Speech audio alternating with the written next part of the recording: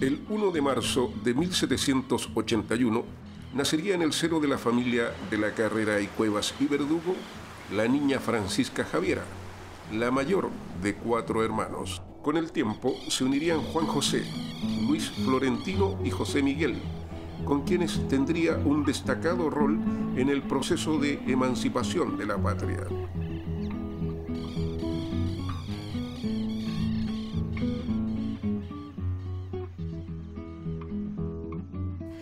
¿Quién se hubiese imaginado que esa paliducha y delicada recién nacida se convertiría en una mujer apasionada, astuta y de fuertes convicciones? Una mujer la cual sufriría no solo por sus hermanos, sino por el destino de la patria. Mis padres, Ignacio de la Carrera y Cuevas y Francisca Paula Verdugo, me darían una educación tradicional conforme a los cánones sociales de la época. Dicen las monjas que me educaron que desde muy pequeña destaqué por una viva inteligencia y con capacidades intelectuales que irán mucho más al rol social esperado de la época. Pero el destino y las circunstancias de la vida, a veces tienen caminos difíciles de predecir. Javiera Carrera, un alma que logró superar límites de una vida abocada puramente a lo doméstico para convertirse en protagonista del proceso emancipatorio de la independencia. La historia señala que sería ella quien impulsaría y animaría a sus hermanos en la lucha libertaria, mientras que el grito ¡Viva la Panchita!, haciendo alusión a su primer nombre, se convertiría en contraseña obligatoria de los patriotas en sus misiones contra el dominio colonial.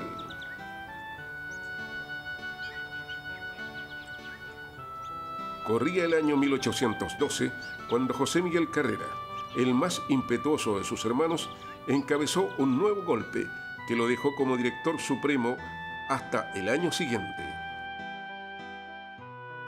Su gobierno destacó por sus grandes obras, como la creación del primer periódico, La Aurora de Chile, y la primera constitución política de la República. También echaría las bases para la fundación de la Biblioteca y el Instituto Nacional. Además, crearía el primer escudo y la primera bandera chilena. En todos esos hechos y gestiones sería fundamental la participación de Javiera. Quizás en alguna tarde de esos tiempos de la naciente patria, Javiera se sentó a bordar el emblema junto a esta fuente de agua. Los historiadores dicen, y es algo que no quiero confirmar ni negar, pero si la memoria no me falla, el color amarillo está inspirado en los extensos trigales de la hacienda San Miguel del Monte. El blanco imitaba las nieves cordilleranas y el azul, el cielo límpido de aquellos días.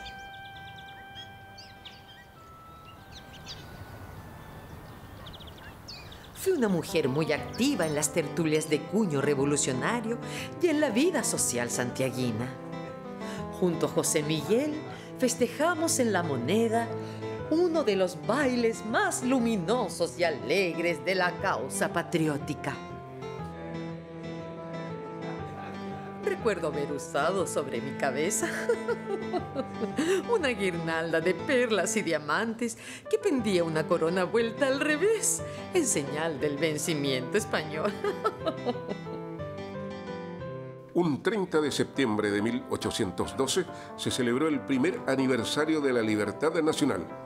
Las más hermosas voces de la época entonarían canciones patrióticas de salón.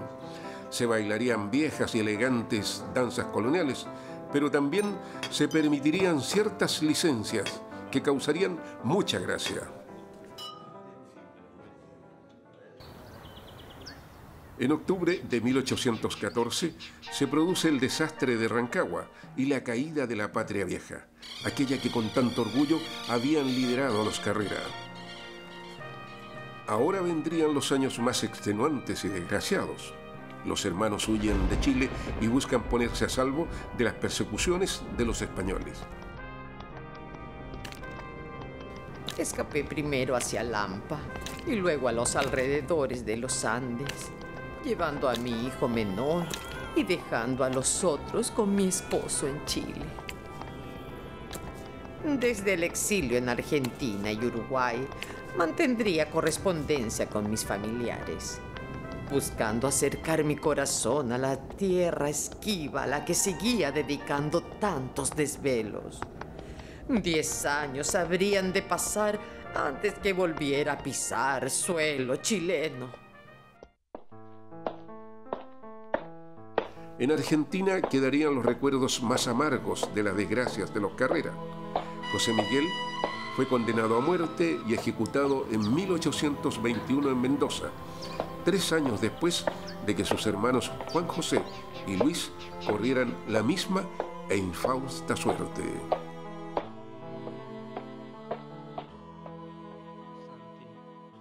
Imagínense el dolor sentido. Recibir estas infaustas noticias en el exilio. Recluida en una casa de recogida. Perder la cordura. Estar enferma y débil. Sin lograr levantarme de la cama. Por culpa de esta enorme pena.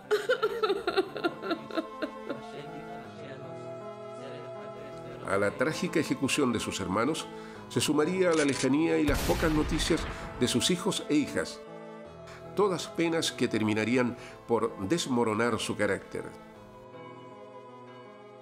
In nomine Patris et Filii et Spiritus Sancti. Amen. Credo in Deum, Patrem omnipotentem, Creatorem caeli et terrae, et in Iesum Christum. La historia documentada se mezcla con la leyenda, y la leyenda permite que el espíritu de los Carrera aún galope fuerte en el monte. Cuando Javiera estuvo de vuelta en Chile, tuvo un solo propósito: repatriar los restos de su querido hermano. Una vez recuperadas las osamentas, fueron inhumadas en la Catedral de Santiago, pero nunca se supo si el cadáver del brigadier venía o no con cabeza. Situación que se convirtió en absoluto misterio, contribuyendo a aumentar el mito. Hice todos los esfuerzos por traer los restos de mi querido José Miguel, los cuales solo recibieron sepultura digna tras una semana de ser exhibidos en la plaza pública de Mendoza. Con ayuda de don Toribio Rojas y el padre Lamas, último confidente de mi hermano, pude repatriar sus restos. La figura de José Miguel se empezó a agigantar y su vida y obra se volverían mítica.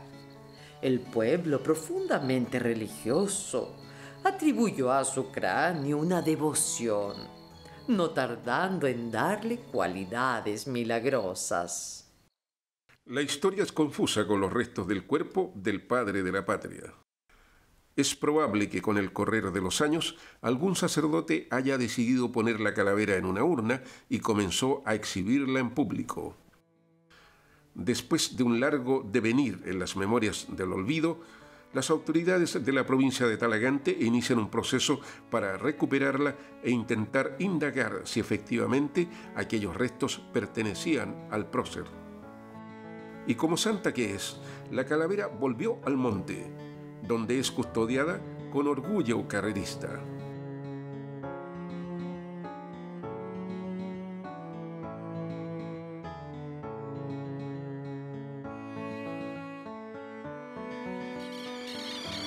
Poco más de unas décadas después que los hermanos Carrera debieran huir hacia Argentina sin retorno, las viejas casas de la Hacienda San Miguel prácticamente habían desaparecido.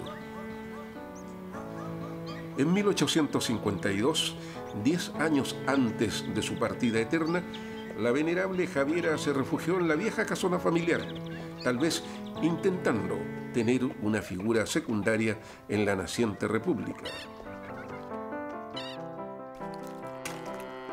En las tierras de San Miguel del Monte, por fin encontré el sosiego que tanto necesité. Y prácticamente me enclaustré en estas. Solo salía de mi hacienda para oír misa. Me dediqué a cultivar mis jardines, rosales y viñedos.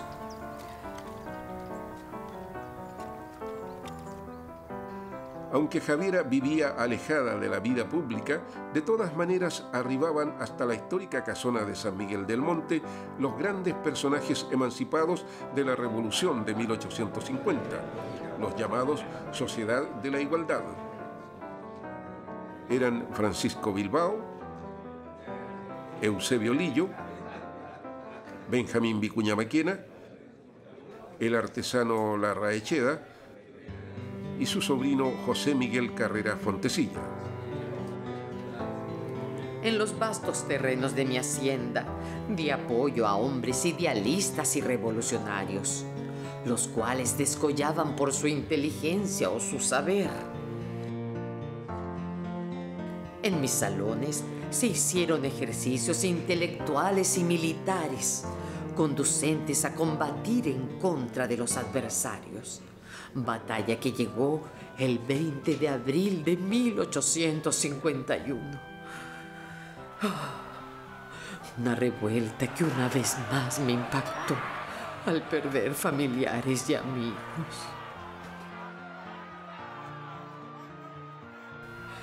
Estoy muy anciana, al cuidado de las monjas claras y mi descendencia en Santiago. He vivido 8 décadas. He tenido una vida llena de rigores a cuestas, lamentando siempre la pérdida de mis seres queridos, en defensa de una patria libre de las ataduras españolas. Pronto me reuniré con mis hermanos, con mi amado José Miguel.